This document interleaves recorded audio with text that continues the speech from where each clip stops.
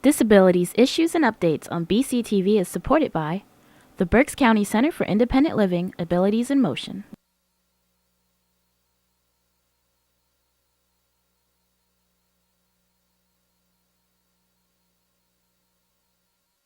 Hello and welcome to Disabilities Issues and Updates. I am Teresa Faulkner, the Consumer and Community Outreach Coordinator at Abilities in Motion, located at 210 North Fifth Street, Reading, Pennsylvania. If you need to get in contact us, our number is 610-376-0010. My direct extension is 108. Please feel free to contact me also via email at tfaulkner@abilitiesinmotion.org. We appreciate the feedback and suggestions thus far that we have received from our viewing audience.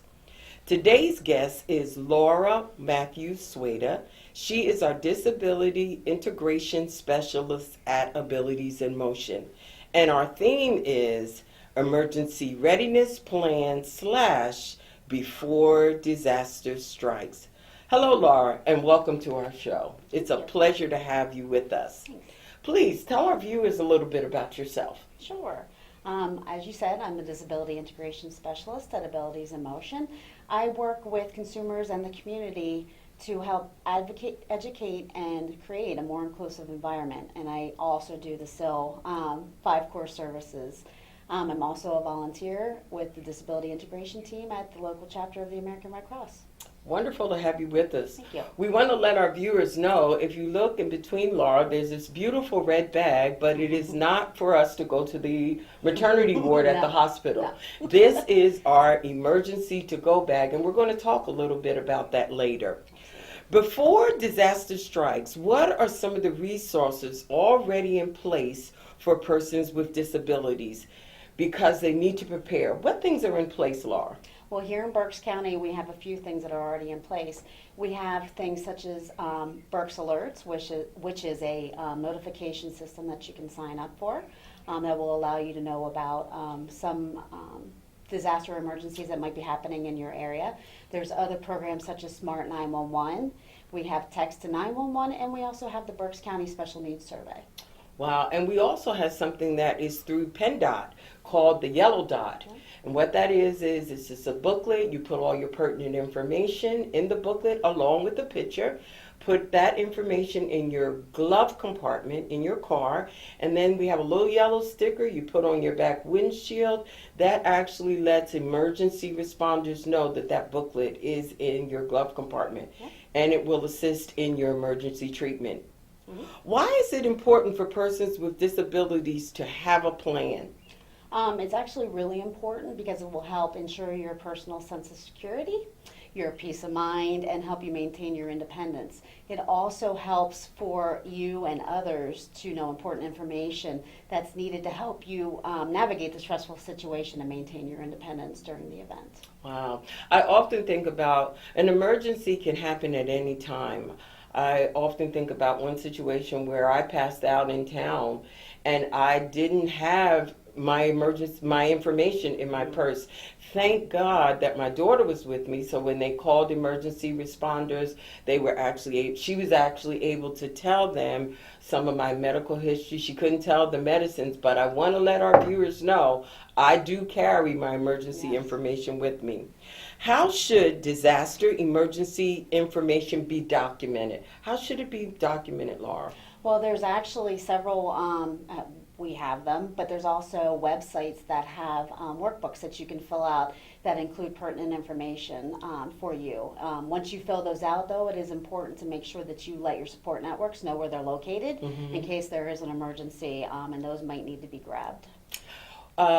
If you have an emergency plan, how important is it to let other persons know that you have an emergency plan? How important is that, Laura? Again, it's really important because in case of an emergency, like you said, In your emergency documentation, it has your pertinent medical history, maybe doctor's names, pharmacy names, medications that you take, and letting them know in case you're unable to grab it allows them to go get it for and give it to the first responders.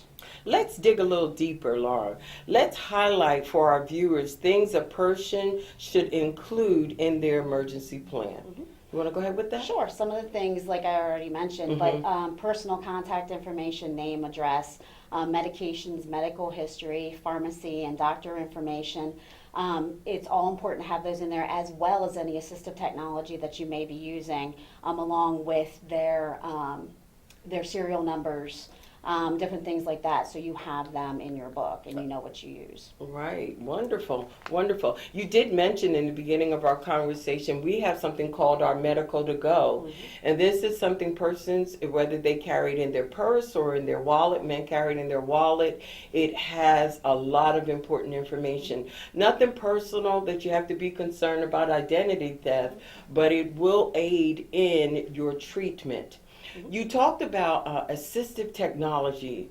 Now, the first thing I think about, because I'm not a techie person, is like iPhones and all of that. But what other things are listed under assistive technology? If you think about it, even the simplistic eyeglasses is something that you want to carry in your go bags or have in your shelter at home kits. So simple things like that, backup batteries for your electric wheelchair, as well as cords and anything you may use to charge the things.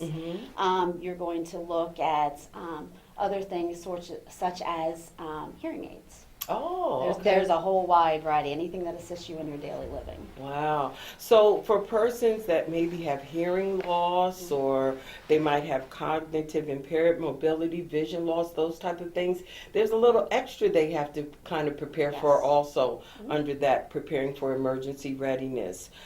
Let's talk a little bit about our emergency readiness, my to-go pack. What kind of things should be included in that? This would be a situation where there might be a disaster and we'd have to leave our home. Is that correct? That is correct. Tell us a little bit some of the things that you've packed in your bag to go. Well, in my bag, I have, you can see there's water bottles on it, but in there I have things such as a blanket, I have first aid kit, I have a radio that also is a flashlight, 2-in-1. I also have a day's worth of food, supplies, water, things that I would need to survive one day. There's all sorts of things in there. You should have a pack or a set of clothes in there with you. So anything that you would need to go to a shelter and be able to survive for those couple of days. Now, they will in the shelters provide a lot of things for you once the shelter is up and running, but just having these things can help you maintain your independence in the process of everything. Just as a sidebar, we talked about to go. So how many days of clothing do you think is necessary if you're going to actually be evacuated to a shelter? 1, 2, 3? Should I pack for a month or what? 1 to 3 usually is a good. In my bag, I have all like the necessities that I need, but I don't have clothes in there. I actually have a separate bag that I carry with clothes. So, because clothes tend to take up a lot of room in there, so you can carry, but remember, it's things that you can carry easily out that door quickly in an evacuation, so you don't want to lug yourself down with heavy articles. So if there is a disaster and you have to leave your home, we definitely know that you need to take your very important medical information. What about medicines? What about a cane? Would I be able to take those things to the shelter? Absolutely. Is that necessary? And you should have them in your go bags. Medication, at least for that, I would say up to a week. That way you have extras in case something does happen. But yeah, you should put your medicines in the bag as well. Canes, same thing, they're along your lines of assistive technology. So yeah, if you have extra canes, make sure you have them because you never know, you could leave them behind in the house and you will need them in the shelter or wherever you're going to evacuate to. Because you did mention, the canes are actually something that cause a person to be independent. So even if they're going to a shelter, those things would help them to be independent at the shelter. Very good. I wanted to talk to you a little bit about, let's discuss if we had to stay in our home. So we've been notified by the government that we need to stay in our home approximately 3 to 5 days. What kind of things should we have in our home to prepare for the disaster if we need to stay at home? What kind of things do we need? So that's going to be on a bigger scale of your go bag. So you're going to want to have in a waterproof container, like a tote. You're going to want to have a gallon water, one for everybody in your family, 1 gallon per day. You're going to want to have non-perishable foods. You're going to want to have things that you are going to need to survive those days, such as the medications, anything, clothing, anything like that, eyeglasses, things that you would be able to shelter in place in your home that would make it easier for you. Sure. And because of the fact, if there is a disaster or an emergency, we could lose power, which means we wouldn't have lights, which means we wouldn't be able to use our cell phones, which means we wouldn't, the refrigerator, all of those things. And it makes me think, what do I do if my cell phone goes out? What do I have? Do I have anything? Actually, I have in my bag, and I do have at home, and I'd suggest for everybody else to get backup batteries for your phones. You can purchase them simply at Walmart, Amazon, any retailer, but you can go and you can purchase these batteries. Okay. And you will have them there for you. Those are always something that are really useful in that situation. So we would actually need batteries for our flashlights. Some Stop persons, all I know that. a lot of places now don't allow persons to burn candles, so you need to have batteries. You need to have extra batteries. You would need those things to kind of prepare yourself. Absolutely. We offer a presentation that we go out and do. It's called My Emergency Readiness Plan. So if our viewers are interested, they can contact me or you, Laura, at that same number, the 610-376-0010. My extension is 108. Please help me. I forgot your extension. My extension is 141. Please leave us both a message and we will get back to you as quickly as possible if you're interested in those particular presentations. Let's talk about service animals or pets. In the event that there would be an emergency, we would have to go to the shelter. Let's talk a little bit about that because there are many pet lovers out there, but there is a difference. Is that correct? Yes, and you want to make sure, whether it be a service animal or pet, you also have an emergency plan for them. And again, a go bag for them.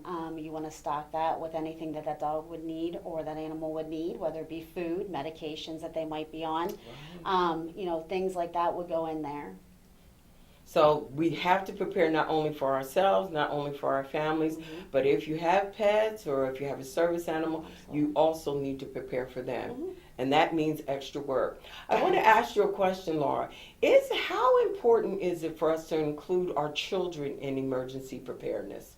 That's very important as well. Each one of your members, as we're talking about the go bag, each one of the members of your family should have their own go bag. Individual bags. Individual bags for Okay. each family member to be able to survive. Same thing with the shelter at home kits. You want to have food and you want to have clothing and batteries and things to accommodate for them as well.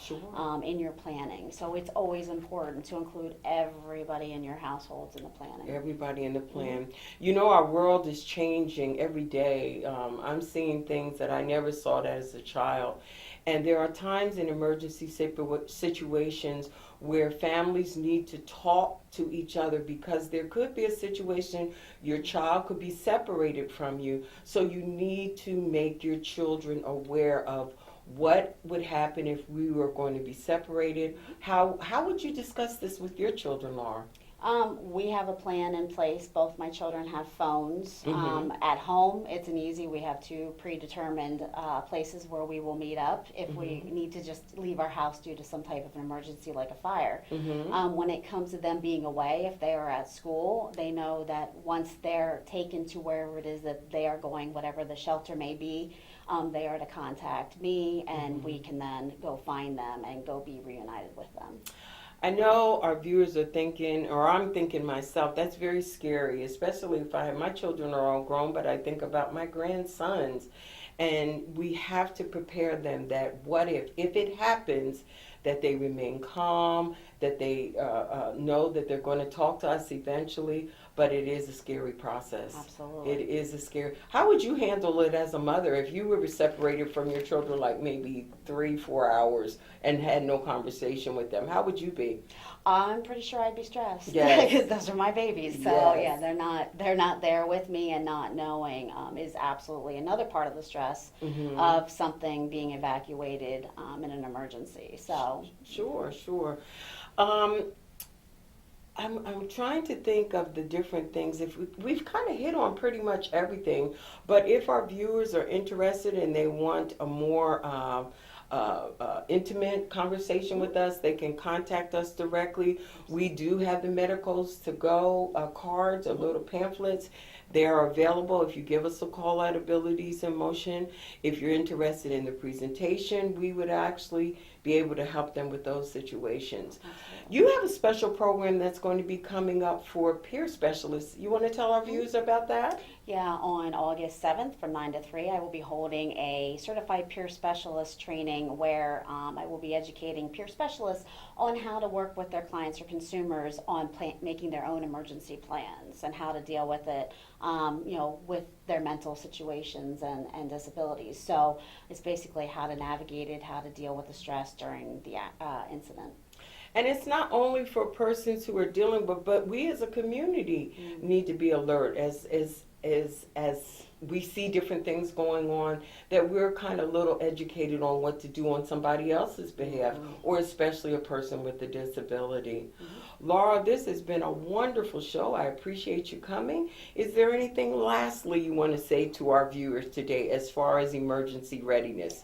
Be prepared. But that was going to be what I was going Be- to say. Be prepared. Contact me or Teresa Yes. about more information on it, because it is actually very important. We know as the world is changing and we're seeing more and more disasters are happening, and we can't have the attitude it's not going to happen to me, because we have in the past had things in Berks County, flooding, Yes.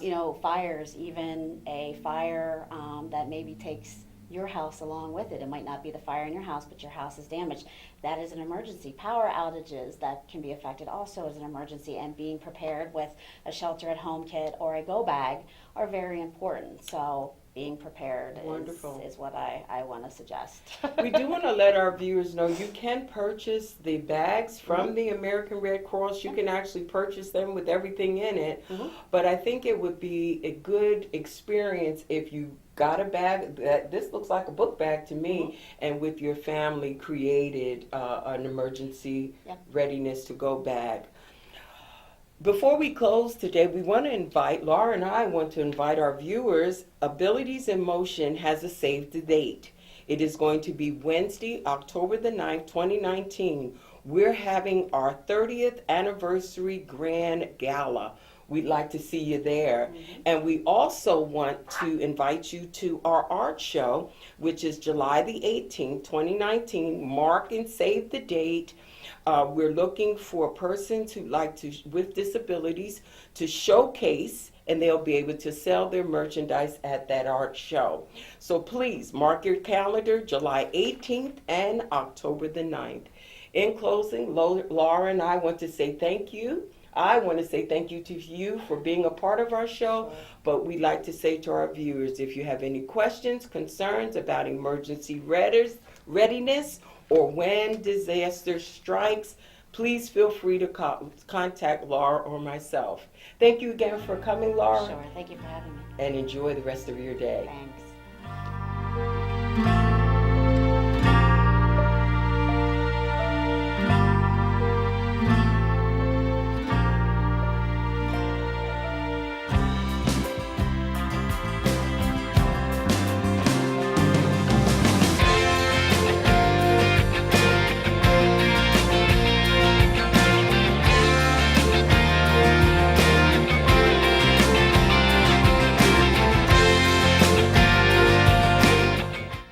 Disabilities Issues and Updates on BCTV is supported by the Berks County Center for Independent Living, Abilities in Motion.